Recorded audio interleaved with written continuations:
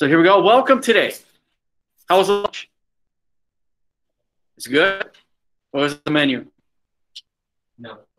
No clue? Chicken nuggets. There we go. Chicken nuggets.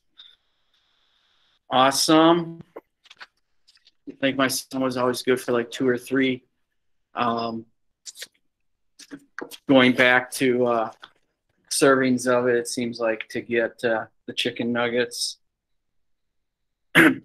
He'd always reference he's just a growing boy, and I'm like, that's a little over it, but who knows? Maybe that's why he grew to be 6'2". All those chicken nuggets he ate. But all right, well, welcome today on this wonderful Tuesday, and we will just continue with our study of the civil rights movement here. Yesterday, you had to. I got to make sure I got my mic on. Yep. Yesterday, you were looking at activism. Okay. And what, as a review of it, what went into Black activism? What was the idea behind with that assignment, Black activism? What were some of the ideas, themes, thoughts that went with it? What do you got, Zach? A lot of originally started following the same sort of originally started following the same philosophy as King. It eventually started progressing into more separatism and along those lines. Okay. So why is it progressing in that direction? Why is it becoming more active? We want to look at that. What do you got? Okay, so Leah, you're saying Black power. And what does that mean, Black power?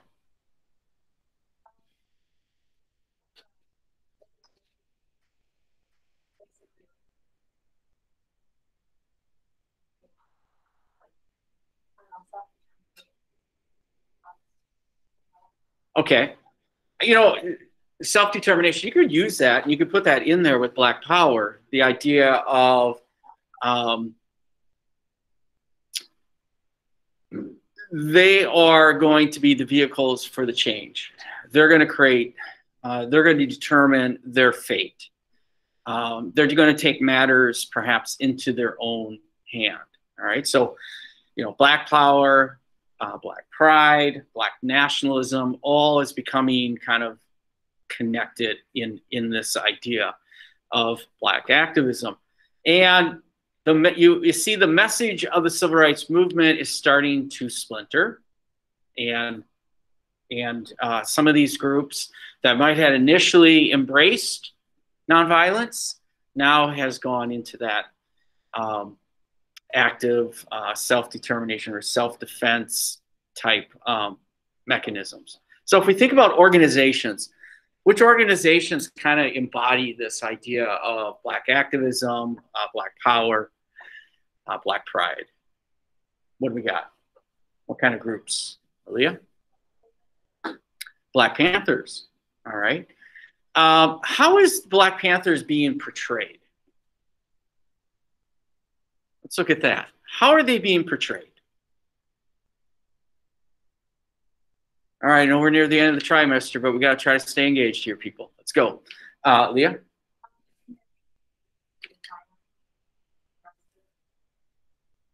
Okay. And being portrayed by who? Let's talk about that. By who? Who do we think? I don't know if anyone else heard about that part, but the part where the media was portraying them in that sort of dark light. Okay. So we talk about the power of the media here, how the civil rights movement, where, you know, the media is there showcasing, let's say, the march from Selma to Montgomery and the Bloody Sunday, and how that has helped bring awareness to the civil rights movement. Now the media is portraying Black Panthers as this gun-toting, beret, aggressive group. But if you, and the government as well is portraying that. The FBI, more specifically. But what do you think about the Black Panthers themselves? How are they portraying them? What do they think of themselves as? You know, based on what you study. What do you got? Okay. So they are the Black Panther Party for self-defense. All right. So yeah. What else are they being? Perhaps. Go ahead. They also thought of themselves as a political party, and well, to register as a political party, that's actually how the original form of Black. Well, that's how their kind of theme of Black Panthers rose. They originally started as a political party. Did they start as a political party? Let's look at that. Are they really interested in getting involved in the political process? Sorry, I kind of misworded it there, but the symbol came from the political part, but it's mostly focused on the politics did conform there as well for some groups. There is a political side, yes. There is a political side, but realistically,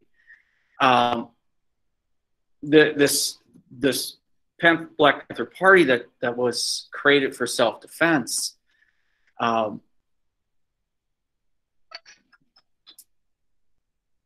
their origins is where? Did you pick up like either in the video clip that we watched yesterday or in any of the video clips as well? Where in the United States? Because if I said the American Indian Movement, it's Minneapolis, Minnesota. That's where its origins is. So where's the Black Panther Party origins? It was in California. It was in Oakland, Los Angeles, that particular area. Focused on the West Coast. And they're focusing on their issues. And yeah, their issues that they have there in Oakland and LA, in that area. Do you think those are also issues in other cities? Absolutely.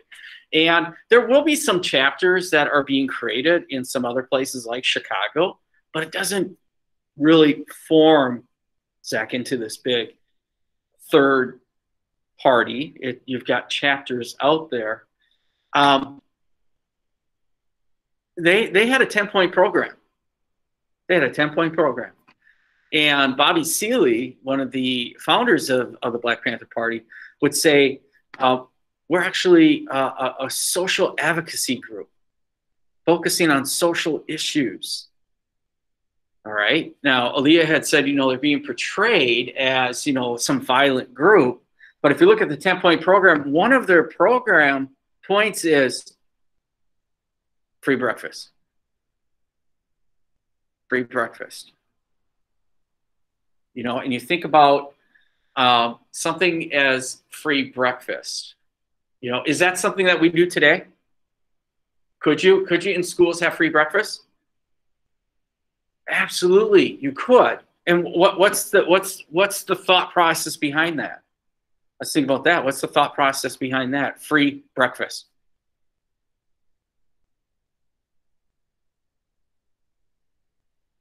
Oh, you didn't watch a lot of Schoolhouse Rock when you were kids. Fun. Why should we have breakfast? Some of you, I would say some of you in here have breakfast. Some of you don't because, you just don't get up in time. Gives you energy for the rest of the day. It builds that foundation. Holy cow. If I didn't have breakfast, I'm an angry little man. Why? All right. I'd be an angry person. It's the foundation. All right. And so if we're going to expect students to learn and grow, I guess free breakfast is part of it. That's something that is part of the 10-point program. That in some ways we can look at it is their idea. So now you throw that out there and then you throw that with the image that they're being portrayed. It's kind of a contrast. They also talk about ending police brutality, and they're also talking about black males do not fight in Vietnam. So they are a social advocacy group, and they're accused of also being communists. Because one of their things, one of their fundraisers was they went to college campuses, And they didn't really read what was inside the book, but they would sell the Little Red Book of Mao, you know, and his quotes. They would sell it on college campuses for like $1, and college kids would just buying things up. I mean, because that's what college kids do. You know, they just buy things up. And so they're being branded as communists. And they're also, and looking at the 10-point program, some are looking at them as, that's very socialistic ideas. So do you think Black activists or this militancy, did it help or hinder civil rights? Did it help or hinder civil rights?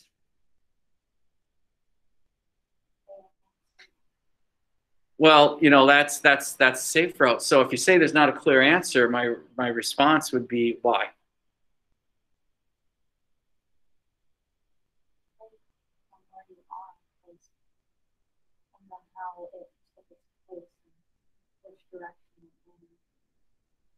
Well, if that was an essay question, you need to get a little bit further in depth and why we think. So if we think it helped the civil rights cause, in what way could it have helped?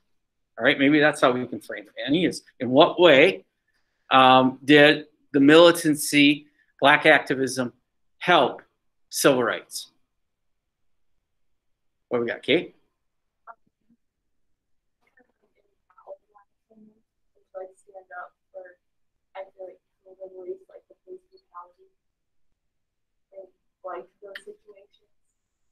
Okay. And so if we think about the civil rights movement in its origins and where it started and the issues, you know, remember it had been mentioned in the video, in several video clips, civil rights movement's origin is in the South. And the issues are with some of those Jim Crow laws with education, transportation, and voting. Now the activists are taking on those other issues. And now perhaps bringing more people in. And do you think bringing those other issues, it's broadening the civil rights movement to become more of a national movement? You could. All right, so this is where it's possible that it's helping it. All right, how could it be hindering, though, the civil rights movement?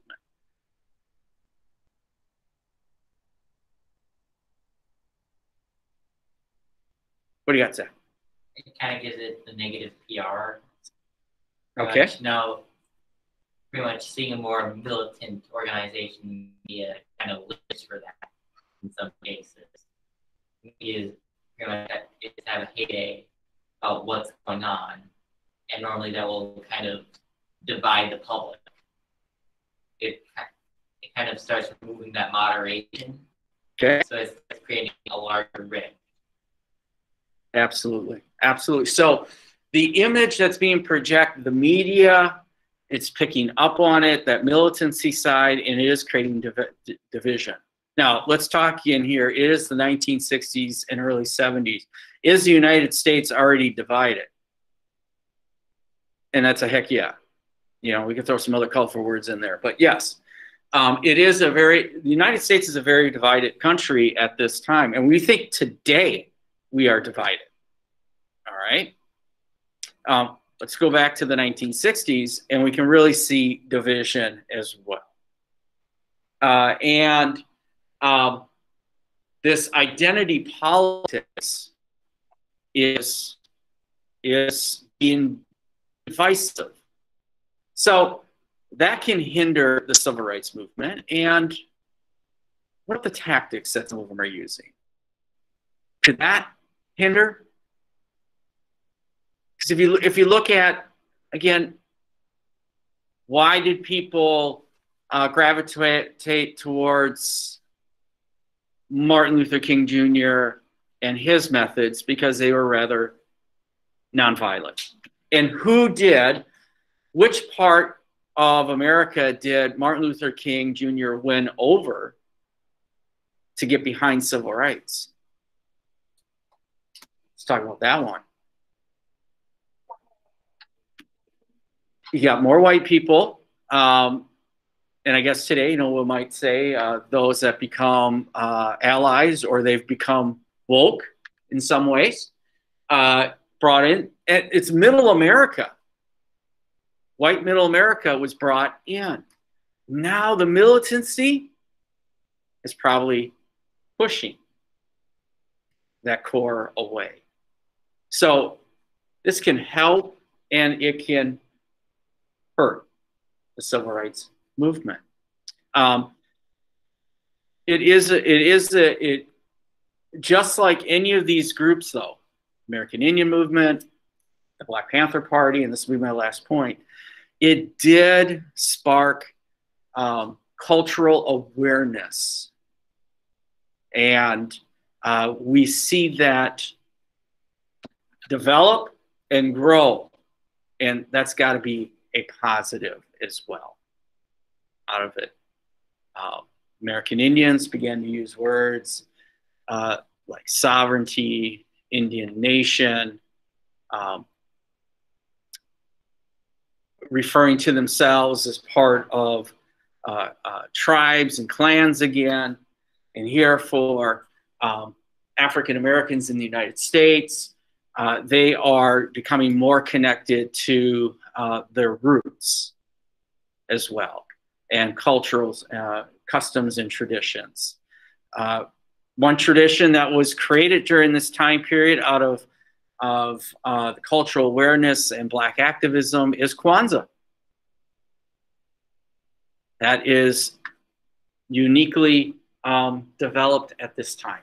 Huge. All right, going off here. Now, what we want to do here is kind of bring this civil rights unit home now. And for the next few days, we're going to focus on how this really, you know, if anything, put a little closure here or see actual, some more concrete outcomes by looking at how the three branches of government, all right, three branches of government, which are, let's do that. What are our three branches of government? Executive? Yep. Huge, that's huge right there. And so I have three branches plus grassroots, and grassroots would be like SNCC or CORE or the NAACP or Southern Christian Leadership Conference or the Urban League would fit in there.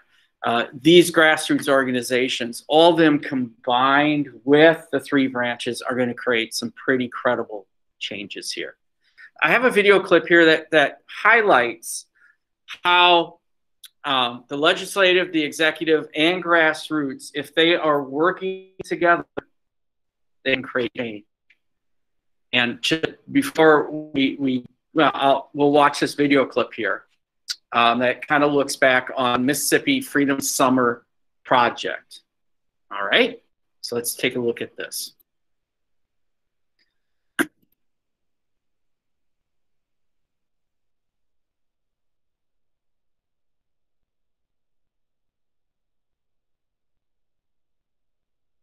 CBS News special report.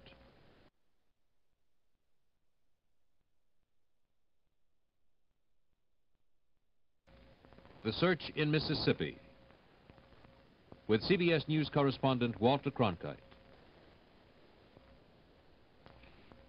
The summer of 1964 will be marked in history as the summer of civil rights. First, because of the Civil Rights Bill, which has passed the Senate, is under consideration in the House of Representatives, and probably will be signed into law by July 4th. But this also will be known as the Summer of Civil Rights because of a program which began on June 22nd. The Mississippi Freedom Summer Project. Civil rights leaders organized this project about a year ago. They did it because they say for 4 years, most of their efforts to increase voter registration among Negroes in Mississippi met with very little success. In their words, the Mississippi Freedom Summer Project was designed to focus national attention on the attitude of Mississippians while helping to overcome admitted Negro apathy and fear about exercising the right to register and vote. This would be done by bringing almost 1,000 volunteers into the state. The leaders of the Congress of Racial Equality, CORE, of the Student Nonviolent Coordinating Committee, SNCC, of the NAACP, and the Southern Christian Leadership Conference combined to form a new organization, the Council of Federated Organizations. It is known as COFO, and it is COFO, along with the National Council of Churches, which set up and directed this Mississippi Freedom Summer project. Its recruits come mostly from northern and western college campuses. They've been interviewed, briefed, re-interviewed, and re-briefed. Throughout these preliminary stages, the emphasis has been on the tough job to be done in Mississippi and the real need for heartfelt dedication to be sure that job gets done. I hope we can register quite a few Negro voters in Mississippi this summer, and that way try to break the power structure, the white Democratic power structure in Mississippi. And I hope we can, well, reach the lives of as many people as possible and try to raise the aspirations of people who, well, by their very birth, deserve much more than they have in Mississippi. People in my generation, young Negroes, generally feel that this is something that they can turn their backs on. If they live up north, they think that they've hurdled most of the barriers that segregation offers and that really this isn't their problem anymore. And I just feel that this isn't true. I think coming from New Orleans and having lived in the South for a while, that I know that it is my problem no matter where I am, and that I do have to go back. I really believe in these things that may sound idealistic, the Constitution, the Bill of Rights, and I think it's important for everybody to have these, every Southerner. And being from the South, I feel very strongly that if people are denied these things, I feel that I need to do something to correct the situation. This is a meeting of Freedom Summer volunteers in New York's Riverside Church last May. Some will conduct voter registration drives. Many teachers will help establish freedom schools in Mississippi. They were warned their mission will not be pleasant. Sandy Lee, a COFO staff worker from Mississippi. The fact that you're going to be in Mississippi, you could be arrested for having 2 feet. That's if they decide that this is what they want to do. They will arrest you and then hold you for a couple of hours and dream up a charge because they don't have any particular one to arrest you on. You must be prepared to face continual and constant arrests or detainments. They will detain you for a few hours for questioning, and you will be released with no charges. They will fingerprint you and photograph you and wire your photograph around the state, so in case you show up anyplace else, they will know exactly who you are, where you're from, and all personal data about yourself. So this is one of the reasons why I want to tell you that when you go down there, as he pointed out, this is a never land. Nothing is going right. So don't go down there expecting anything to be going right. And if something does go right, be suspicious because something is wrong somewhere. On the weekend of June 13th, the first group of some 200 volunteers arrived at the Western College for Women in Oxford, Ohio. All paid their own way, and they were all required to have a sponsor agree in advance to provide bail funds should they be arrested in Mississippi. It might have been any summer session at any college campus. This first group was made up mostly of communications workers, volunteers who would try to get COFO's story out to the world at large, and political workers, volunteers who would conduct the voter registration drive. The week's work was outlined to them by Bruce Hanson of the National Council of Churches, a co-sponsor of the Mississippi Freedom Summer. Nobody can predict how the state may or may not react to the fact that there are a number of people giving their summers to work in the state with the staff that's already there. And one of the purposes here on the part of the staff from the state who are here serving as teachers, on the part of consultants and special resource people, will be to make certain that everybody gets a realistic appraisal of the risks involved in this work. As the week progressed, specific assignments were made. So many people to Sunflower County, others to Hattiesburg, Clarksdale, or Natchez. Each group met with the COFO staff worker who would supervise their activities. The talk became more detailed. Don't ever go anywhere alone. Avoid riding in cars with white and Negro passengers. Remember that the Negro families you will be living with are poor. Don't expect the kind of accommodations you're used to. And above all, remember that you might be arrested. And if you're arrested, you might be beaten. Try to bring your knees all the way up to your elbows. Don't cross your legs. Hey now, most likely a cop won't try to chunk you in here, but he will hit you across here. You can generally take those licks. But now notice only other parts of his body that can be hit across the rump and the back. And if he tries to hit him across here with his billy club, he's going to hit both of his hand and his arm. You see that? He can hit him in the back of the head probably, but he can't get his face, and he can't possibly damage the front parts of his body. And I think that's about the most important. A better rundown of the schedule, the speaking and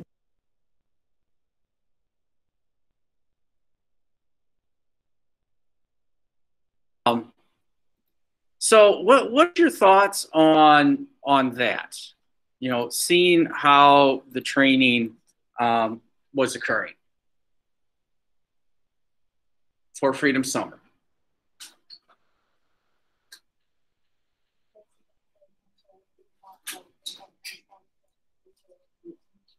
Okay, so the type of talk, it seemed to be a little extraordinary.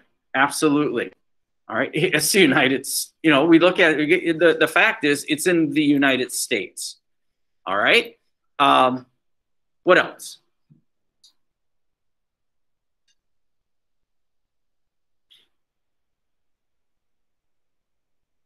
What else can we say? You know, that preparation process that they're going through is kind of extraordinary. It's like they're engaging in, like you say, it's kind of maddening, but it's like they're almost preparing for conflict that might be happening here, though, in the United States. All right. What else? Anything else?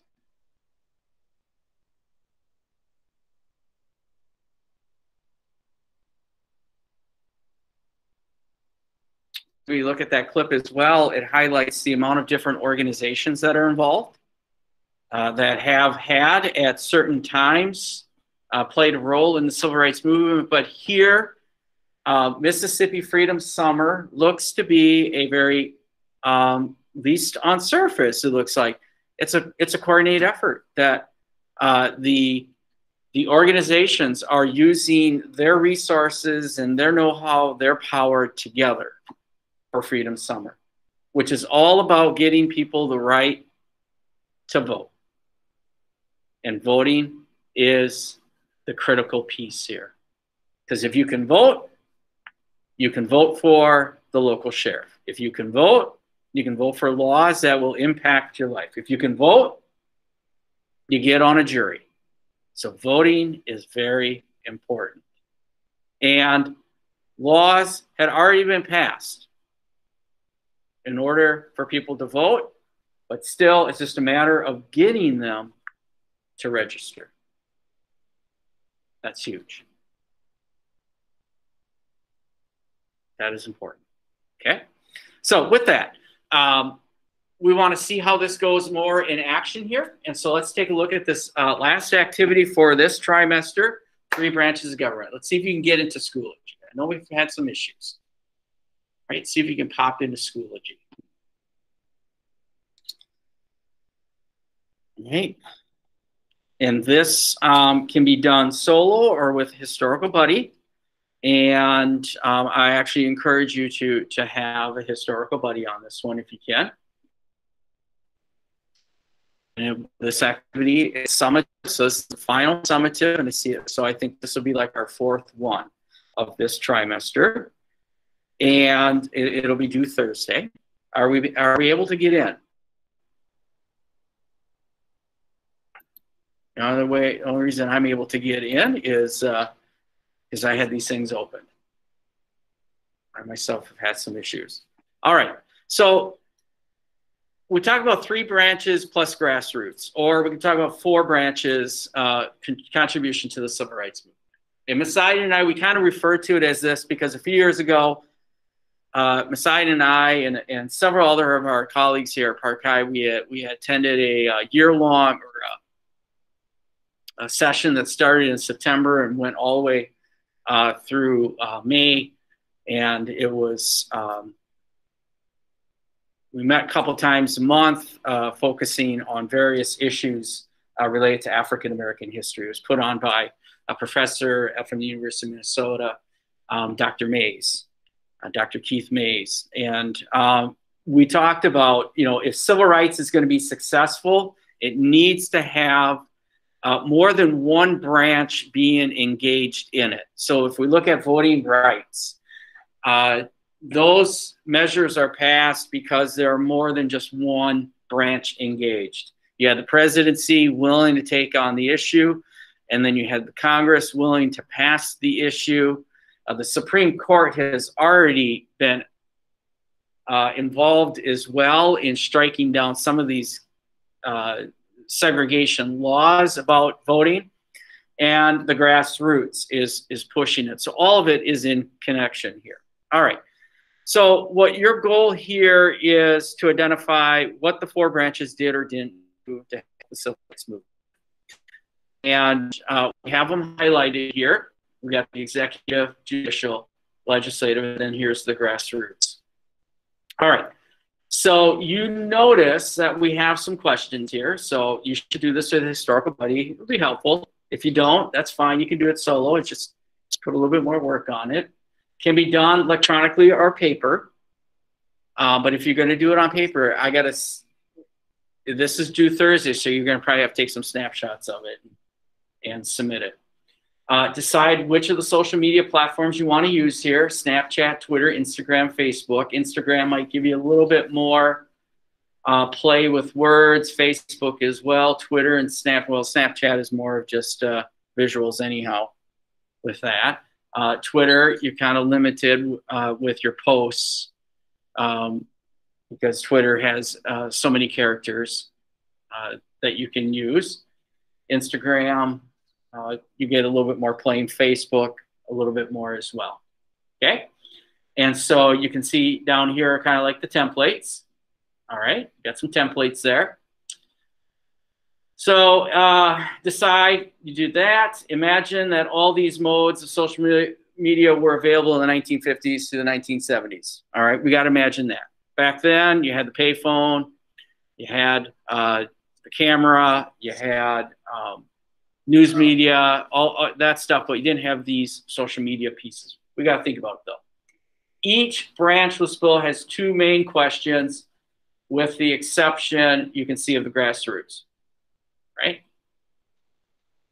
All right, so each branch below has two main questions highlighted in yellow, and your posts need to respond to these questions. All right, so what we're going to say here is, well, how many posts you choose is up to you, but you want to make sure you thoroughly address the questions that are in yellow. I'm going to tell you right now, so you're going to want to make a note of it somewhere, that in order to answer the questions, there needs to be a minimum of 2 posts per question.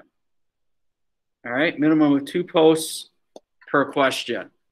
So we got 2, 4, 6, 8, 10, 12, 14. So we're looking at a minimum here of 14 posts.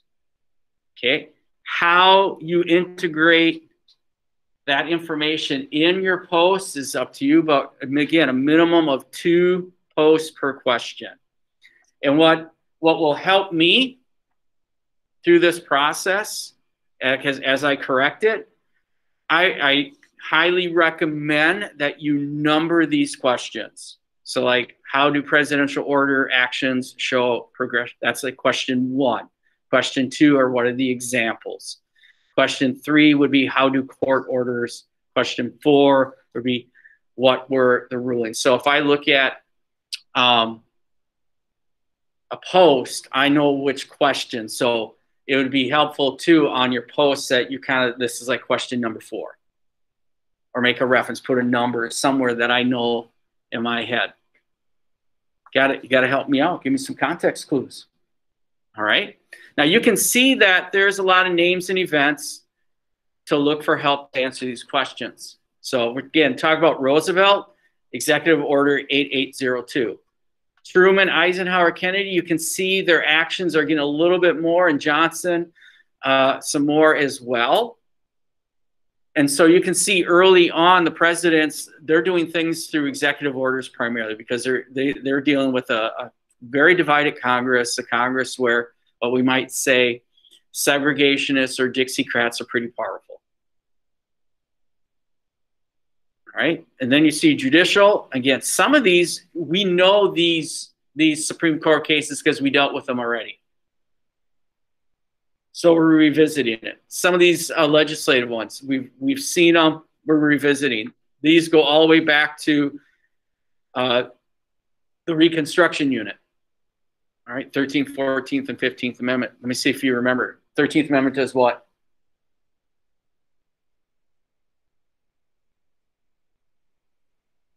Anyone? 13th Amendment? What's it do?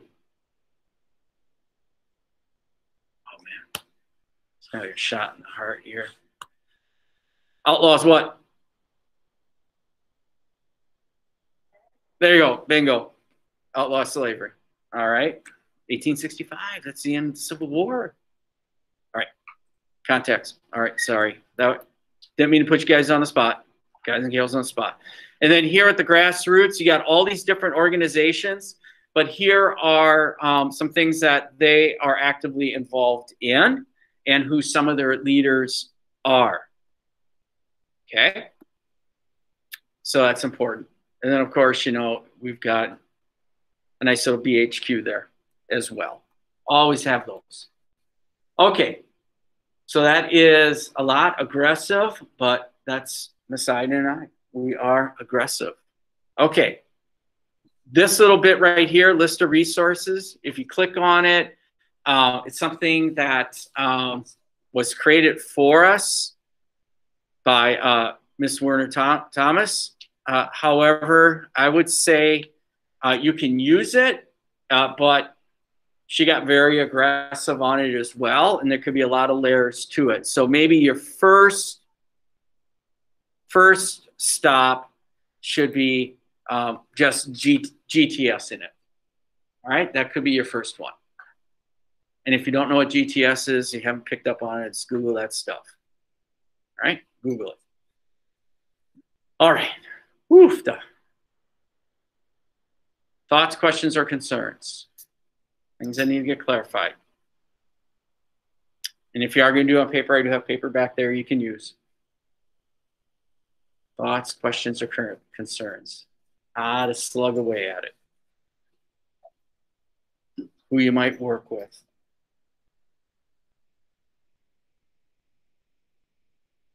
All right. You can work with anyone in this class session. If you got someone VLA that you want to work with for this class, not my science class, but my class, you're more than welcome. You can do that. Okay. So with that, we've got about 45 beautiful minutes here. Get a good start on it. If questions do pop up, please ask me. I do know some stuff about it. Let's get it clarified. Let's have success here. All right. With that, I'll cut you loose on it. Let's dig it. Those at home, stay on, ask questions, or exit. Have a fantastic Tuesday.